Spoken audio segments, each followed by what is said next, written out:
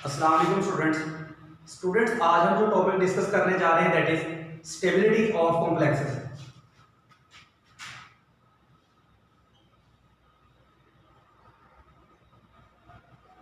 Stability of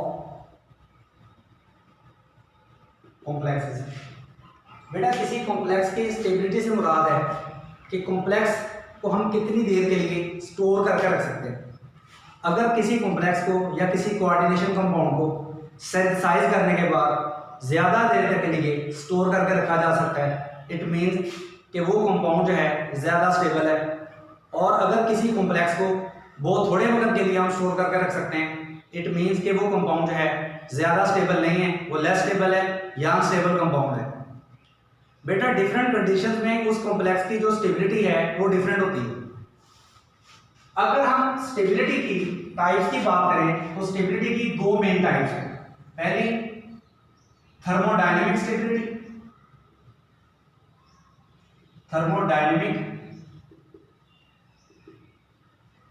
stability और जो second type है दैट इज काइनेटिक स्टेबिलिटी। बेटा, थर्मोडायनेमिक स्टेबिलिटी में हम देखते हैं इक्विलिब्रियम कांस्टेंट की वैल्यू, इक्विलिब्रियम कांस्टेंट या Gibbs free energy. Kinetic stability में हम देखते हैं रेट ऑफ रिएक्शन को या एनर्जी ऑफ एक्टिवेशन।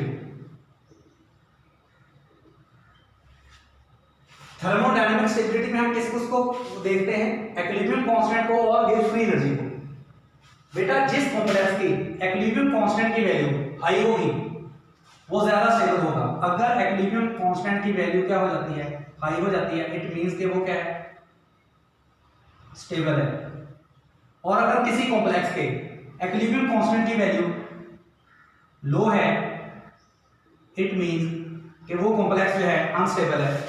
बेटा, फॉर एग्जांपल हम कहते हैं कि यहां पर मेटल जो है वो n लिगेंड्स के साथ कंबाइन करके कॉम्प्लेक्स बनाती है, और ये वाला प्रोसेस एक रिवर्सिबल प्रोसेस है। और आप जानते हैं कि जो रिवर्सिबल प्रोसेस होता है एक टाइम पे इक्विलिब्रियम पे आ जाता है, जब रेट ऑफ फॉरवर्ड रिएक्शन और रेट ऑफ रिवर्स रिएक्शन जो है वो इक्वल हो जाए। जब ये रिएक्शन इक्विलिब्रियम पे आ जाएगा उस वक्त अगर हम इसका इक्विलिब्रियम कांस्टेंट कैलकुलेट करें वो हम किस तरह कैलकुलेट कर सकते हैं, concentration of product mean concentration of complex by concentration of metal and concentration of ligands exponent n। तो इस तरीके से हम जो है इस कॉम्प्लेक्स की आप कह लें कि इक्विलिब्रियम कांस्टेंट की वैल्यू निकाल सकते हैं। अगर इक्विलिब्रियम कांस्टेंट की वैल्यू क्या आ जाती है,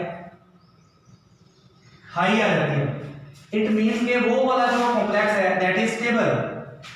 और अगर इस इक्विलिब्रियम कांस्टेंट की वैल्यू क्या आ जाती है, लो आ जाती है, इट मींस कि वो क्या है, अनस्टेबल कॉम्प्लेक्स है।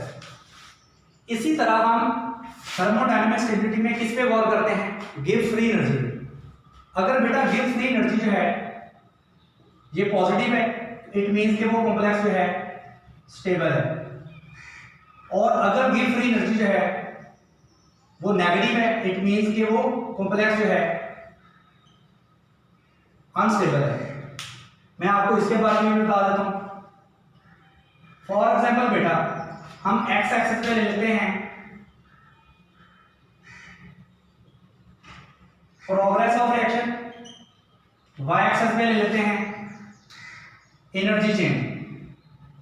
अब फॉर एग्जांपल मैं कहता हूं कि ये रिएक्टेंट की एनर्जी है, ये से एक्टिवेटेड कॉम्प्लेक्स बन गया और ये प्रोडक्ट बन गई। अब यहां पर देखें, यहां पर रिएक्टेंट की एनर्जी कम है, प्रोडक्ट की एनर्जी ज्यादा है। अगर रिएक्टेंट की एनर्जी कम और प्रोडक्ट की एनर्जी ज्यादा हो, इट मींस कि उस रिएक्शन की जो गिब्स फ्री एनर्जी की वैल्यू है वो पॉजिटिव है।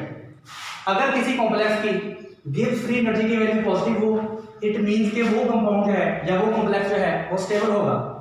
यहां पर आप देख सकते हैं कि रिएक्टेंट की वैल्यू एनर्जी वैल्यू लो है, प्रोडक्ट की एनर्जी वैल्यू हाई है, ठीक है। तो इट मींस कि यहां पर जो रिएक्शन होगा, इस रिएक्शन में जो गिब्स फ्री एनर्जी होगी दैट विल बी पॉजिटिव।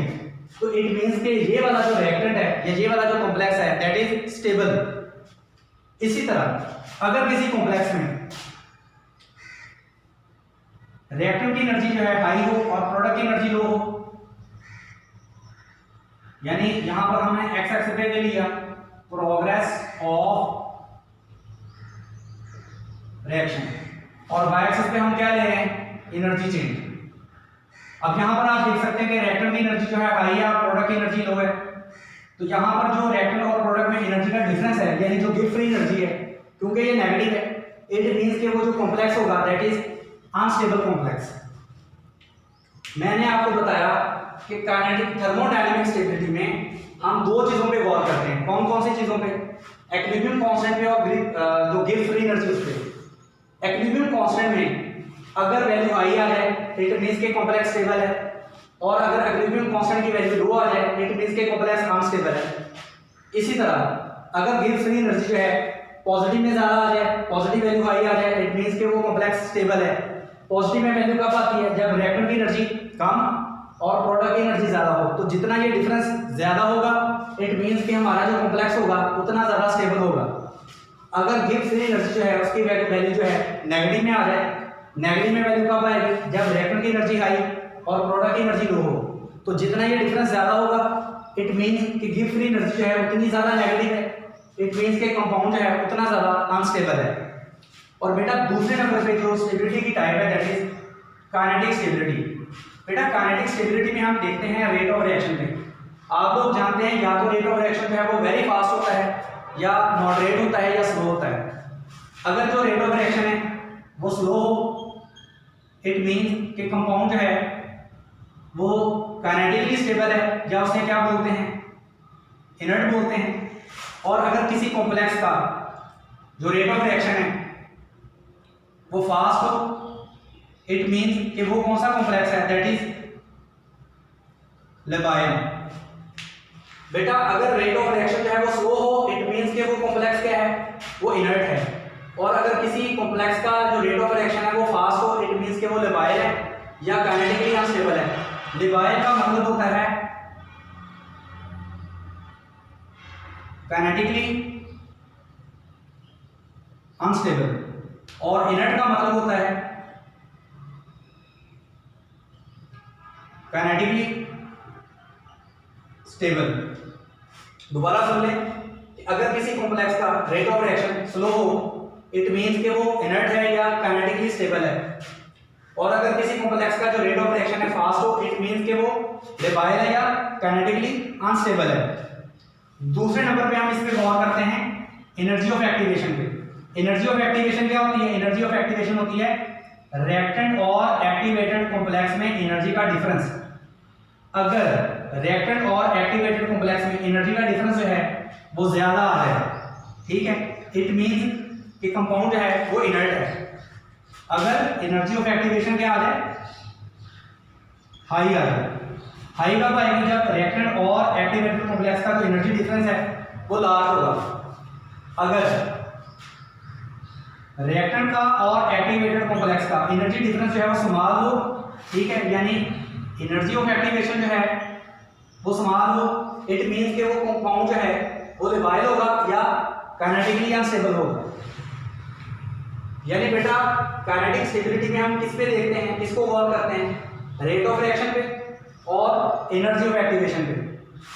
अगर किसी कॉम्प्लेक्स का रेट ऑफ रिएक्शन स्लो हो इट मींस कि वो इनर्ट है या काइनेटिकली स्टेबल है, और इस सूरत में एनर्जी ऑफ एक्टिवेशन की वैल्यू हाई होगी। और अगर किसी कॉम्प्लेक्स का जो रेट ऑफ रिएक्शन है वो फास्ट हो इट मींस कि वो लेबाइल है या काइनेटिकली अनस्टेबल है, और इस सूरत में एनर्जी ऑफ एक्टिवेशन की वैल्यू क्या होगी, लो होगी। स्टूडेंट्स अब हम थर्मोडायनामिक स्टेबिलिटी को डिटेल से देख लेते हैं।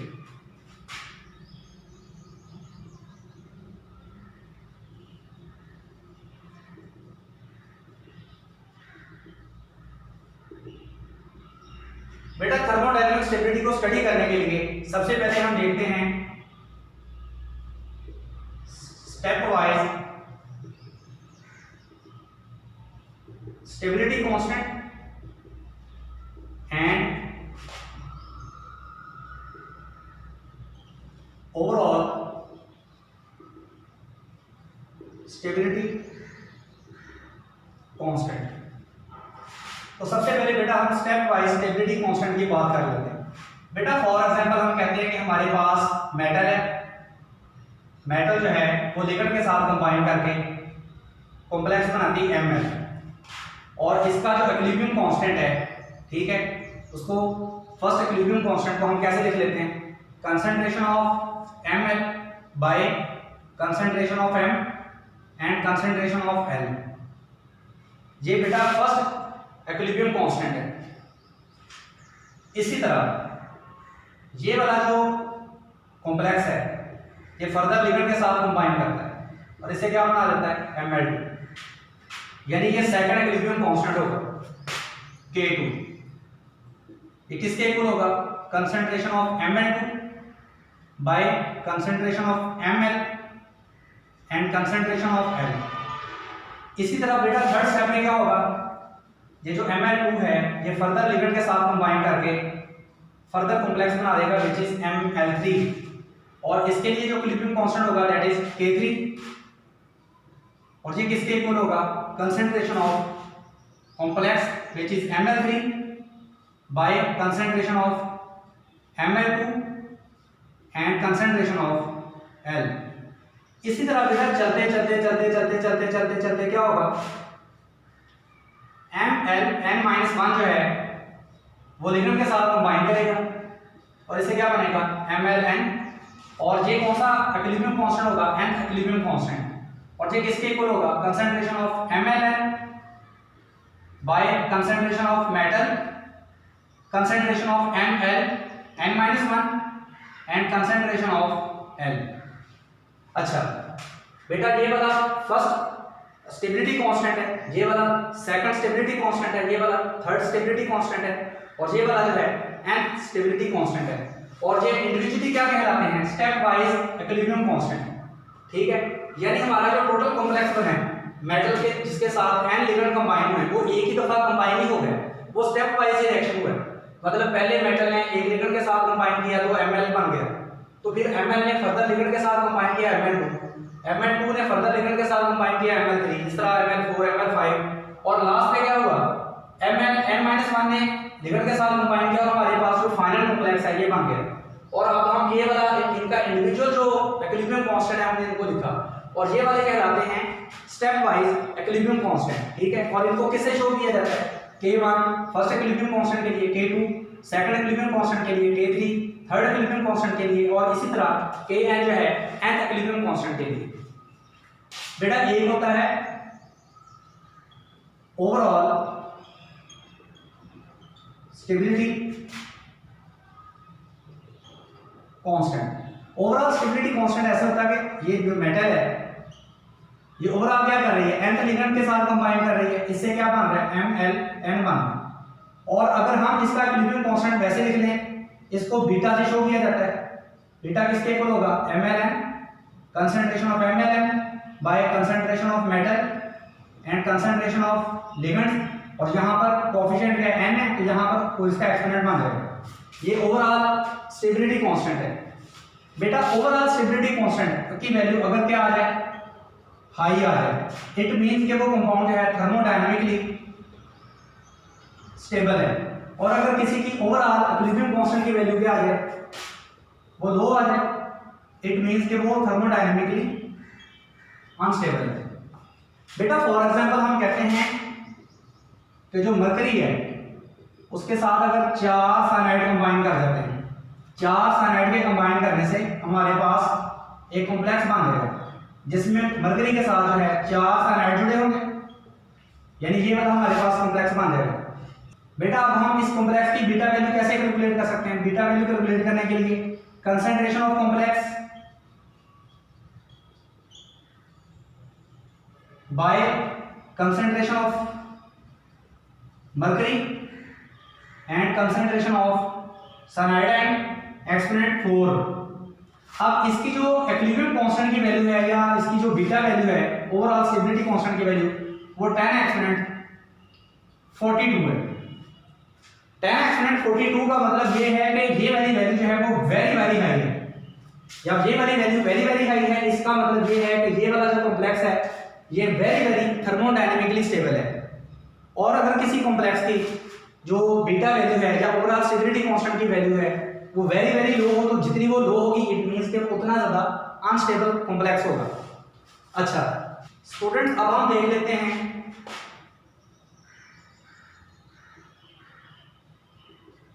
Relationship between step wise stability constant and overall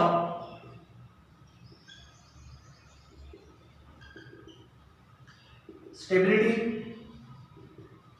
constant। बेटा K1 K2 K3 इसी तरह Kn इनको कहा जाता है स्टेप वाइज स्टेबिलिटी कांस्टेंट। अगर हम स्टेप वाइज स्टेबिलिटी कांस्टेंट को मल्टीप्लाई कर दें दूसरे के साथ तो इससे हमारे पास है ओवरऑल स्टेबिलिटी कांस्टेंट आ जाएगा। ओवरऑल स्टेबिलिटी कांस्टेंट को निकालने के लिए हम क्या करेंगे, स्टेप वाइज स्टेबिलिटी कांस्टेंट की वैल्यू एक दूसरे के साथ मल्टीप्लाई कर देंगे, ठीक है। तो इससे हमारे पास क्या आ जाएगा, ओवरऑल स्टेबिलिटी कांस्टेंट। अब बेटा यहाँ पर याद रखिएगा कि K1 की वैल्यू है सबसे हाई होगी, K2 की वैल्यू लो होगी, K3 की वैल्यू उससे लो होगी, इसी तरह जो Kn है उसकी वैल्यू सबसे लो होगी। बेटा इसका मतलब ये है कि मेटल के साथ पहला लिगेंड कंबाइन करके क्या बनाना, Ml बनाना। ये वाला प्रोसेस जो है सबसे फास्ट है, सबसे इजी है। फिर Ml के साथ फर्दर लिगेंड के कंबाइन होने से Ml2 का बनना ये उससे स्लो प्रोसेस है। फिर Ml2 के साथ फर्दर लिगेंड के कंबाइन करने से Ml3 का बनना ये उससे स्लोअर प्रोसेस है। यहाँ पर देखें मेटल जो है उसके इर्द गिर्द स्पेस में कोई क्राउडिंग नहीं है, तो कोई भी लिगेंड मेटल के साथ इजीली कंबाइन कर सकता है, ठीक है। तो Ml बन जाएगा। Ml बनने के बाद क्योंकि मेटल के इर्द गिर्द स्पेस में एक लिगेंड लग चुका है, अब दूसरे लिगेंड का इसके साथ लगना, इसके साथ आके अटैच होना ये पहले भी निस्बत स्लोअर प्रोसेस होगा। क्योंकि पहले देखें ना, ये मेटल है, इसके साथ पहला लिगेंड आसानी से लग सकता है। पहला लिगेंड लगने के बाद अब दूसरा लिगेंड लगना मुश्किल होगा, क्योंकि पहले वाला लिगेंड जो है वो आने वाले इनकमिंग लिगेंड को क्या करेगा, रिपल्शन का बायस करेगा। इसी तरह अगर मेटल के साथ दो लिगेंड लग चुके हैं, थर्ड लिगेंड का आगे लगना उससे डिफिकल्ट प्रोसेस होगा, क्योंकि मेटल के ऊपर जो पहले लगे हुए दो लिगेंड्स हैं वो थर्ड इनकमिंग लिगेंड के लिए रिपल्शन का बायस करेंगे। तो जिस तरह मेटल के साथ लिगेंड जो है जुड़ते चले जाएंगे, वैसे वैसे मेटल के इर्द गिर्द स्पेस में क्राउडिंग होती चली जाएगी और स्टेप वाइज स्टेबिलिटी कांस्टेंट की जो वैल्यू है उतनी उसकी लोअर होती चली जाएगी। यानी पहला जो लिगेंड का लगना सबसे फास्ट होगा, दूसरे लिगेंड का लगना उससे डिफिकल्ट, तीसरे लिगेंड का लगना उससे डिफिकल्ट, और इस तरह जिस तरह मेटल जो है उसके इर्द गिर्द लिगेंड्स की क्राउडिंग होती चली जाएगी, इस तरह उसका जो स्टेप वाइज स्टेबिलिटी कांस्टेंट है उसकी वैल्यू लोअर होती चली जाएगी, ठीक है। स्टूडेंट्स, अब हम उन फैक्टर्स को डिस्कस कर लेते हैं जो किसी कॉम्प्लेक्स की थर्मोडायनेमिक स्टेबिलिटी पे इफेक्ट करते हैं। Factors affecting on thermodynamic stability. बेटा दो फैक्टर्स हैं जो किसी कॉम्प्लेक्स की थर्मोडायनेमिक स्टेबिलिटी पे इफेक्ट करते हैं। पहला फैक्टर है नेचर ऑफ मेटल और दूसरा फैक्टर है नेचर ऑफ लिगेंड। तो बेटा पहले हम देख लेते हैं नेचर ऑफ मेटल को। तो नेचर ऑफ मेटल में हम देखेंगे मेटल के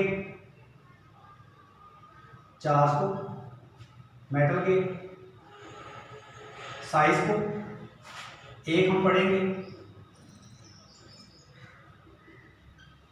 Irwin William order of stability, या जिसको नेचुरल ऑर्डर ऑफ स्टेबिलिटी कहा जाता है।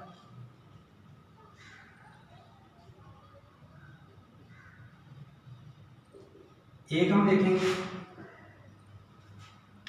क्लास ऑफ मेटल, क्लास ए है या क्लास बी है, और सबसे लास्ट में हम देखेंगे मेटल की इलेक्ट्रो नेगेटिविटी। बेटा अगर हम सबसे पहले चार्ज की बात करें तो अगर मेटल का चार्ज जो है वो लो है तो इससे बनने वाला जो कॉम्प्लेक्स होगा वहां स्टेबल होगा। अगर मेटल का चार्ज हाई है, इससे बनने वाला जो कॉम्प्लेक्स होगा वो स्टेबल होगा। यानी चार्ज की वैल्यू जितनी ज़्यादा होगी कॉम्प्लेक्स उतना स्टेबल होगा, और चार्ज की वैल्यू, मेटल के चार्ज की वैल्यू जितनी लोअर होगी कॉम्प्लेक्स उतना अनस्टेबल होगा। अगर हम साइज की बात करें तो साइज अगर स्मॉल है तो कॉम्प्लेक्स स्टेबल है। अगर साइज, मेटल का साइज लार्ज है तो कॉम्प्लेक्स क्या है, अनस्टेबल है। बेटा थर्ड फैक्टर है Irving William order of stability और नेचुरल ऑर्डर ऑफ स्टेबिलिटी। बेटा ये एक नेचुरल ट्रेंड है कि अगर डिफरेंट मेटल्स के लिए लिगेंड अगर सेम हो, यानी जो मेटल जिस लिगेंड के साथ कंबाइन कर रही है, तो मैंगनीज जो है इसकी स्टेबिलिटी सबसे लोअर है, आयरन की स्टेबिलिटी उससे लार्ज है, मैंगनीज, आयरन, फिर कोबाल्ट है, फिर निकल है, उसके बाद कॉपर है, और लास्ट पे जिंक है।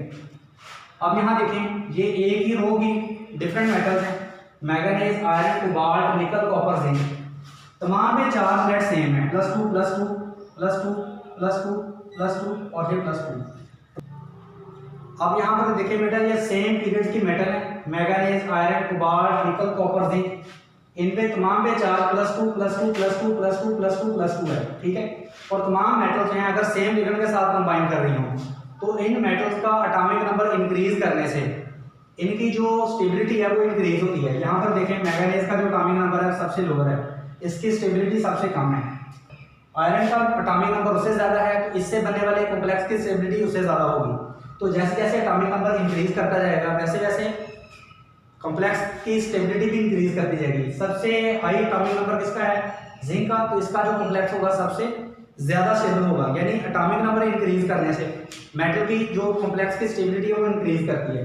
यहाँ पर बेटा जो कॉपर है ये थोड़ा सा इस ट्रेंड से डेविएट करती है, क्योंकि आप भी जानते हैं कि जो कॉपर है वो जॉन टेलर डिस्टॉर्शन शो करती है।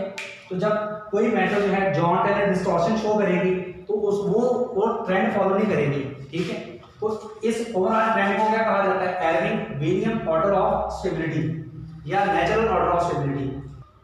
अगर बेटा हम अगले फैक्टर को डिस्कस करें विच इज क्लास ए और बी। बेटा दो साइंटिस्ट थे,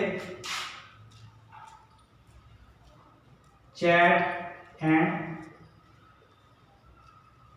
ऑरलैंड, इन्होंने ना मेटल्स को दो क्लासेस में डिवाइड किया। इनके मुताबिक या तो मेटल जो है क्लास ए से बिलोंग करती है या क्लास बी से।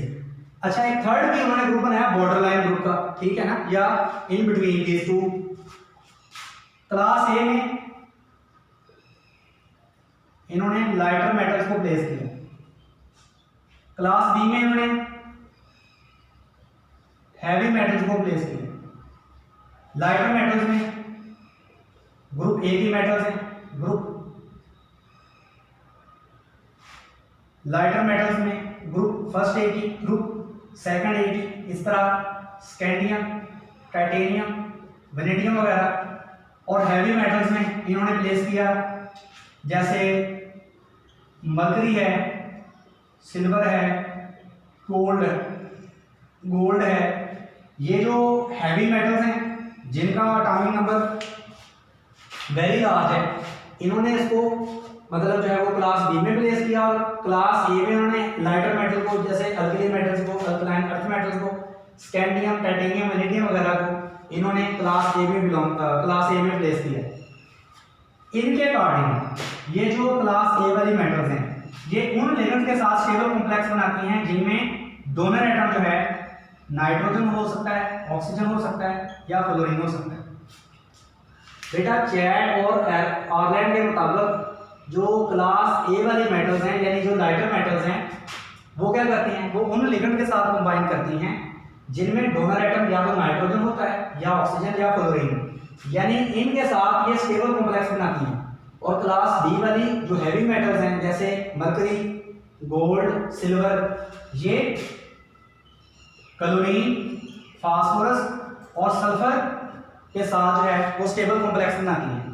यानी क्लास बी वाली मेटल्स उन लिगेंड के साथ कंबाइन करेंगे जिनमें डोनर एटम जो है या तो क्लोरीन होगा या फास्फोरस होगा या सल्फर होगा, और क्लास ए वाली मेटल्स हैं उन लिगेंड के साथ कंबाइन करेंगी जिनमें डोनर एटम जो है या तो नाइट्रोजन होगा या ऑक्सीजन होगा या फ्लोरीन होगा।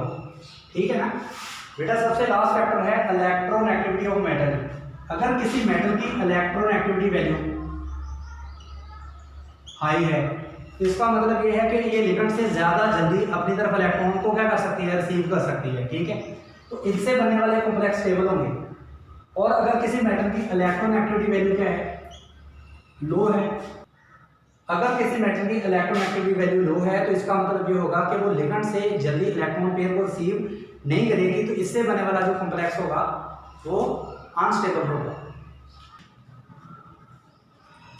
बेटा अब हम नेचर ऑफ लिगेंड को डिस्कस कर लेते हैं कि नेचर ऑफ लिगेंड जो है वो किस तरह थर्मोडायनामिक स्टेबिलिटी पे इफेक्ट करता है। तो बेटा इनमें आ जाएगा सबसे पहले लिगेंड का चार्ज। अगर लिगेंड का चार्ज जो है वो हाई है तो इट मीन्स कि जो कॉम्प्लेक्स होगा वो स्टेबल होगा। अगर किसी लिगेंड पे चार्ज जो है वो लो है इट मीन्स कि कॉम्प्लेक्स जो है वो अनस्टेबल होगा। दूसरे नंबर पे बेटा फैक्टर आ जाता है साइज ऑफ लिगेंड।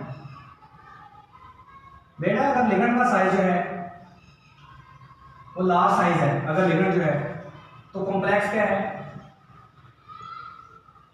अनस्टेबल है। और अगर किसी लिगेंड का जो साइज है वो स्मॉल है तो इससे बनने वाला कॉम्प्लेक्स जो है दैट इज स्टेबल। दोबारा सुन लें, अगर हम लिगेंड के चार्ज की बात करें, अगर चार्ज की वैल्यू हाई है तो इससे बनने वाला कॉम्प्लेक्स स्टेबल है, और अगर लिगेंड के चार्ज की वैल्यू लो है तो इसका मतलब जो है कि बनने वाला कॉम्प्लेक्स अनस्टेबल होगा। दूसरे नंबर पे फैक्टर है साइज। अगर लिगेंड का साइज जो है लार्ज है तो कॉम्प्लेक्स अनस्टेबल है, और अगर लिगेंड का साइज जो है स्मॉल है तो इसका मतलब है कॉम्प्लेक्स क्या है, स्टेबल है। बेटा तीसरा फैक्टर है बेसिक नेचर। अगर किसी लिगेंड की मेटल को इलेक्ट्रॉन पेयर डोनेट करने की एबिलिटी हाई है तो इसका मतलब ये होगा कि उससे बनने वाला कॉम्प्लेक्स स्टेबल है। और अगर किसी लिगेंड की मेटल को इलेक्ट्रॉन पेयर डोनेट करने की एबिलिटी कम है तो इट मींस कि वो जो कॉम्प्लेक्स होगा वो अनस्टेबल होगा। ठीक है, तो बेसिक नेचर जो है या इलेक्ट्रॉन पेयर डोनेटिंग नेचर जो है, अगर ये वैल्यू हाई है तो इट मींस के कॉम्प्लेक्स क्या है, स्टेबल है। और अगर किसी लिगेंड की बेसिक नेचर या इलेक्ट्रॉन पेयर डोनेटिंग नेचर जो है वो लो है तो इसका मतलब ये है कि कॉम्प्लेक्स क्या है, कॉम्प्लेक्स जो है दैट इज अनस्टेबल। बेटा इसी तरह अगर हम बात करें किनेटिक इफेक्ट की या किलेशन की, तो आपने पढ़ा हुआ है अगर बाइडेंटेड या पॉलीडेंटेड लिगेंड जो है मेटल के साथ कंबाइन कर जाए तो इससे रिंग कॉम्प्लेक्स बनता है, तो उसको हम किलेट कहते हैं, और ये प्रोसेस जो है किलेशन कहलाता है। बेटा फॉर एग्जांपल हम कहते हैं कि मेटल के साथ जो है इथाइलिन डाइमीन जो है वो अटैच हो जाता है, NH2 CH2 CH2 NH2। अब यहाँ पर आप देखें कि ये जो इथाइलिन डाइमीन है ये बाइडेंटेड लिगेंड है, ये नाइट्रोजन भी मेटल के साथ डेंटेशन कर रही है, ये वाली जो NH2 है ये वाली नाइट्रोजन ये भी मेटल के साथ डेंटेशन कर रही है, तो इससे हमारे पास एक रिंग कॉम्प्लेक्स बन रहा है। तो ये जो रिंग कॉम्प्लेक्स है इसको हम किलेट कहते हैं, और ये प्रोसेस क्या कहलाता है, दैट इज किलेशन। बेटा जो किलेट्स होते हैं वो ज़्यादा स्टेबल होते हैं, ये आपने पिछले सेमेस्टर में पढ़ा था कि chelates are more stable than open chain complexes, जिनमें मतलब कोई रिंग स्ट्रक्चर नहीं है। फॉर एग्जाम्पल मैं कहता हूँ कि यहाँ पर मेटल के साथ जो है दो मूनियाँ जुड़े हुए हैं। अब इन दोनों में अगर देखा जाए तो इसमें रिंग स्ट्रक्चर है और इसमें रिंग स्ट्रक्चर नहीं है, तो जिसमें रिंग स्ट्रक्चर होगा दैट इज मोर स्टेबल, और जिसमें रिंग स्ट्रक्चर नहीं है दैट इज अनस्टेबल। यानी कि केलेशन जो है वो कॉम्प्लेक्स को क्या बना देती है, स्टेबल बना देती है। तो सबसे पहले हम देखेंगे केलेशन है या नहीं, फिर दूसरे नंबर पे देखेंगे नंबर ऑफ रिंग्स। बेटा इस कॉम्प्लेक्स में कोई भी रिंग नहीं है, ये सबसे अनस्टेबल है। इस कॉम्प्लेक्स में एक रिंग है जो उससे स्टेबल है। अगर मैं कहता हूँ कि मेटल के साथ जो है दो इथाइलिक डाइमीन जुड़ रहे हैं, NH2 CH2 CH2 NH2, ठीक है, ये एक रिंग बन गया। इसी तरह NH2 CH2 CH2 NH2, ये दो रिंग बन गए। अगर मिसाल के तौर पर नंबर ऑफ रिंग्स जो हैं जितने ज़्यादा होते जाएंगे तो कॉम्प्लेक्स जो है उतना ज़्यादा स्टेबल होता जाएगा। पहले नंबर पे मैंने क्या बताया कि जिनमें रिंग स्ट्रक्चर नहीं होगा वो कॉम्प्लेक्स अनस्टेबल होंगे, किन से, जिनमें रिंग स्ट्रक्चर होगा। दूसरे नंबर पे मैंने क्या बताया कि अगर नंबर ऑफ रिंग्स हम बढ़ा दें तो नंबर ऑफ रिंग्स बढ़ाने से उस कॉम्प्लेक्स की जो स्टेबिलिटी है वो इंक्रीज हो जाती है। बेटा थर्ड फैक्टर है, इसके बाद है साइज ऑफ रिंग। बेटा अगर रिंग जो है वो 5 कॉर्नर्ड है तो वो कॉम्प्लेक्स ज़्यादा स्टेबल होगा। मिसाल के तौर पर यहाँ पर देखें, ये मेटल एक कॉर्नर, ये NH2 दूसरा, CH2 तीसरा, ये वाला CH2 चौथा और NH2 पाँचवा। ये वाला जो कॉम्प्लेक्स है इसमें जो रिंग है वो 5 कॉर्नर वाला है, तो ये वाला कॉम्प्लेक्स क्या होगा, स्टेबल होगा।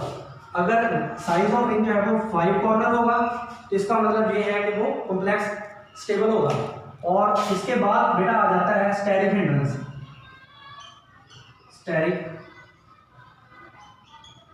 हिंड्रेंस बेटा अगर मेटल के साथ लगे हुए जो लिगेंड्स हैं वो बल्की हैं, ठीक है, तो मेटल के साथ बल्की लिगेंड्स के लगने से मेटल जो है उसके इर्द गिर्द स्पेस में ओवर क्राउडिंग हो जाएगी, ठीक है, तो इससे स्टेरिक हिंड्रेंस से वो जो कॉम्प्लेक्स होगा वो अनस्टेबल होगा। अगर मेटल के साथ जो लगा हुआ लिगेंड है वो बल्की नहीं है, ठीक है, वो स्मॉल साइज है, तो इसका मतलब ये है कि मेटल के इर्द गिर्द स्पेस में ओवर क्राउडिंग नहीं है। तो जब मेटल के इर्द गिर्द स्पेस में ओवर क्राउडिंग नहीं होगी तो बनने वाला कॉम्प्लेक्स क्या होगा, स्टेबल होगा। और अगर मेटल के इर्द गिर्द स्पेस में ज्यादा क्राउडिंग हो तो कॉम्प्लेक्स क्या हो जाएगा, दैट इज अनस्टेबल। स्टूडेंट्स अब हम कॉम्प्लेक्स की काइनेटिक स्टेबिलिटी की बात कर लेते हैं। बेटा फॉर एग्जांपल हम कहते हैं कि हमारे पास कॉम्प्लेक्स है जिसमें मेटल के साथ 6 लिगेंड जुड़े हुए हैं और इसके ऊपर जो है कोई अटैकिंग लिगेंड जो है इसके ऊपर अटैक करता है, तो अटैकिंग लिगेंड क्या करेगा, मेटल के साथ 6 लिगेंड्स लगे हुए हैं, उनमें से 5 लिगेंड्स वैसे रहेंगे, एक लिगेंड को रिप्लेस कर देगा। यहाँ पर देखिए ना, मेटल के साथ 6 लिगेंड्स जुड़े हुए हैं, 5 लिगेंड वैसे के वैसे हैं, एक लिगेंड जो है वो रिप्लेस हो गया या रिलीज हो गया और इसकी जगह ये अटैकिंग लिगेंड आ गया, जिससे हमारे पास न्यू कॉम्प्लेक्स बन गया या प्रोडक्ट बन गया। बेटा अगर ये वाला सब्स्टिट्यूशन रिएक्शन जो है फास्ट हो तो हम कहेंगे कि ये वाला जो कॉम्प्लेक्स था ये लेबाइल था, और अगर ये वाला सब्स्टिट्यूशन रिएक्शन जो है लिगेंड सब्स्टिट्यूशन रिएक्शन ये स्लो हो या ना हो या बहुत देर से हो, इसका मतलब है कि ये वाला जो कॉम्प्लेक्स था ये इनर्ट था। बेटा अगर ये वाला सब्स्टिट्यूशन रिएक्शन जो है वो जल्दी हो जाए, ठीक है, तो इसका मतलब है कि ये वाला कॉम्प्लेक्स लेबाइल है, और अगर ये वाला सब्स्टिट्यूशन रिएक्शन जो है वो स्लो हो तो इसका मतलब है ये वाला जो कॉम्प्लेक्स था ये दैट इज इनर्ट। बेटा अगर लिगेंड सब्स्टिट्यूशन रिएक्शन जो है 1 मिनट से कम टाइम ले तो हम कहेंगे कि वो कॉम्प्लेक्स लेबाइल है। अगर ये वाला सब्स्टिट्यूशन रिएक्शन जो है कितना टाइम ले, less than 1 minute, less than 1 minute, तो हम कहेंगे कि हमारा ये वाला कॉम्प्लेक्स क्या था, लेबाइल था। और अगर ये वाला लिगेंड सब्स्टिट्यूशन रिएक्शन जो है 1 मिनट से ज़्यादा टाइम ले, ठीक है, तो इसका मतलब है कि ये वाला हमारा जो कॉम्प्लेक्स था दैट इज इनर्ट। अगर जितना वो ज़्यादा टाइम लेगा लिगेंड सब्स्टिट्यूशन रिएक्शन को शो करने के लिए उतना हमारा कॉम्प्लेक्स जो है वो स्टेबल होगा या इनर्ट होगा। और अगर कोई कॉम्प्लेक्स जो है वो जल्दी से लिगेंड सब्स्टिट्यूशन रिएक्शन शो कर देता है तो इसका मतलब ये होगा कि हमारा जो कॉम्प्लेक्स था दैट इज लेबाइल। ओवरऑल हम इसको क्लासीफाई कैसे करते हैं, लेबाइल और इनर्ट में। अगर लिगेंड सब्स्टिट्यूशन रिएक्शन जो है 1 मिनट से कम टाइम में हो जाए, ठीक है, तो इट मीन्स है कि ये वाला कॉम्प्लेक्स लेबाइल था अगर लिगेंड सब्स्टिट्यूशन रिएक्शन जो है 1 मिनट से ज़्यादा टाइम से हो, ठीक है, ज़्यादा टाइम ले, तो इसका मतलब है कि ये वाला कॉम्प्लेक्स हमारा इनर्ट था। अच्छा बेटा, अब हम किसी कॉम्प्लेक्स की काइनेटिक स्टेबिलिटी को अकॉर्डिंग टू द वीबीटी देख लेते हैं।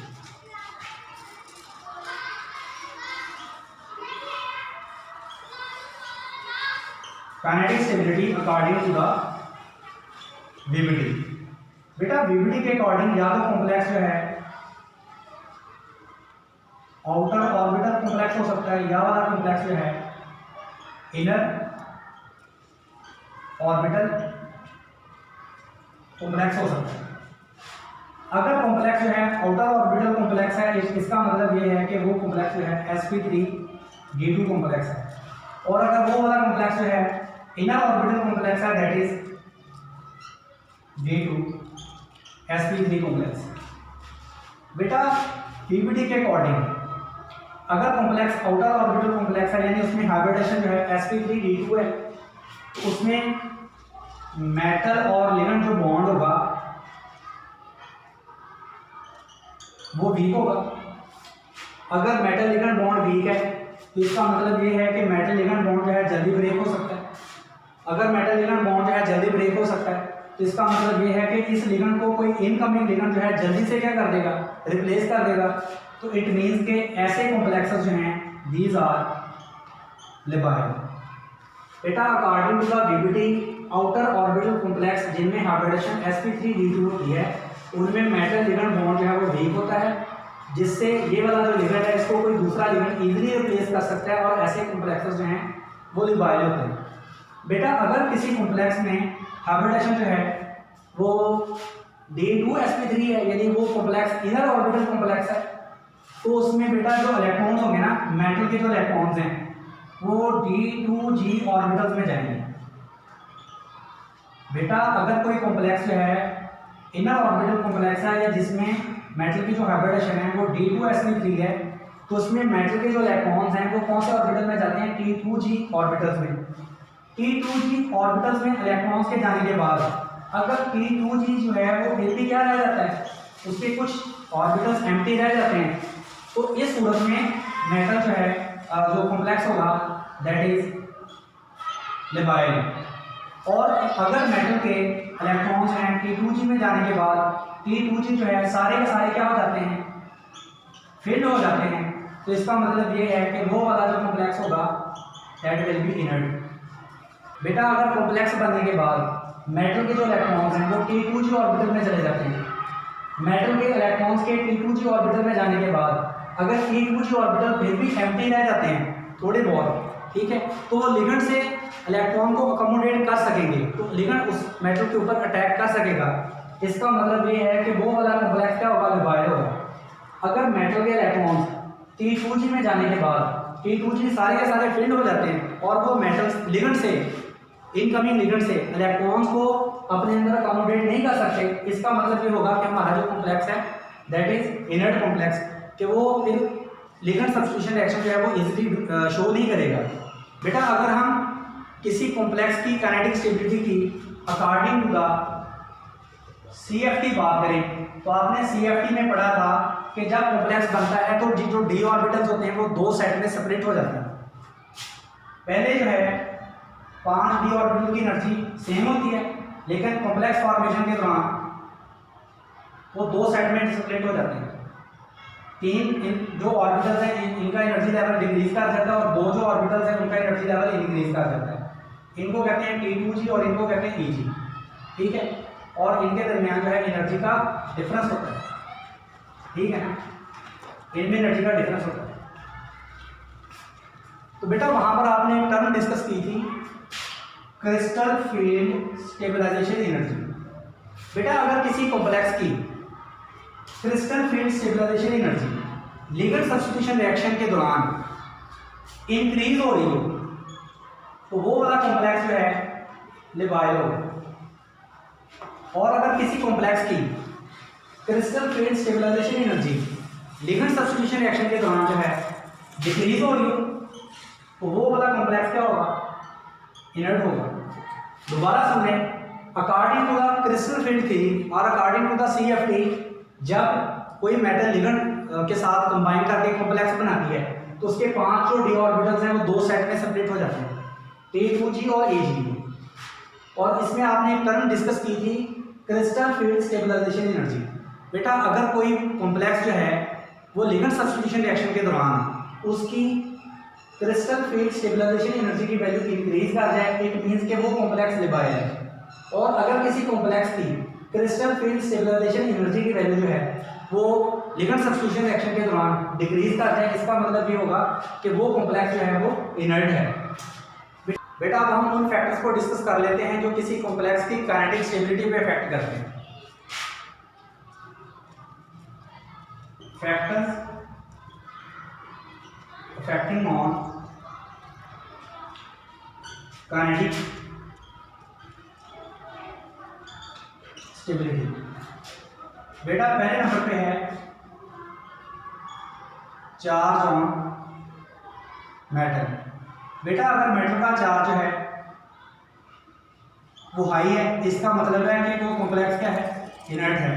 और अगर मेटल में चार्ज क्या है, लो है, तो इसका मतलब है कि उस कॉम्प्लेक्स के नेचर जो है वो लिबाइल है। इसी तरह बेटा अगर हम देखें साइज ऑफ मेटल, अगर मेटल का साइज जो है वो स्मॉल है तो वो वाला जो कॉम्प्लेक्स होगा दैट इज इनर्ट। और अगर मेटल का साइज जो है लार्ज है, अगर मेटल का साइज क्या है, लार्ज है, तो वो वाला जो कॉम्प्लेक्स होगा दैट इज लिबाइल। इसी तरह बेटा अगर कोऑर्डिनेशन नंबर जो है वो मेटल कॉम्प्लेक्स का, बेटा अगर किसी कॉम्प्लेक्स का कोऑर्डिनेशन नंबर जो है वो 4 है तो इसका मतलब ये है कि वो लिबाइल है। अगर कोऑर्डिनेशन नंबर जो है वो 6 है तो इसका मतलब है कि वो क्या है, इनर्ट है। बेटा that's all about my topic.